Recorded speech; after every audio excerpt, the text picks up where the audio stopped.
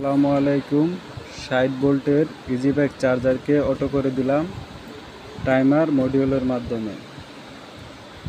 ড্রাইভারটির complain ছিল যে গাড়ি ফুল চার্জ হয় না, পানি বলকায় না, তো এর জন্য একে অটো করে দিলাম। তো চলুন দেখি যে অটোটা কিভাবে কাজ করে। এখানে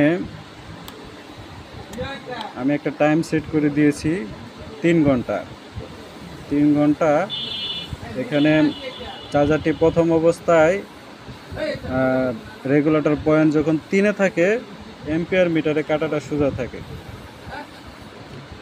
আর আমি যে টাইমটা সেট করছি 3 ঘন্টা, ওই 3 ঘন্টা পরে অটোমেটিক রেগুলেটর পয়েন্ট 6-এ চলে যাবে। যখন 3 ঘন্টা চার্জ হওয়ার পরে কাটাটা একটু নিচের দিকে নামবে তখন আবার অটোমেটিক রেগুলেটর পয়েন্টটা 6-এ চলে যাবে। এই ক্ষেত্রে দেখা যায় কি চার্জারের প্রেশারটাও কম পড়ে, চার্জারটা গরম কম হয় এবং গাড়ির ব্যাটারিটাও ভালো চার্জ হয়। ধন্যবাদ।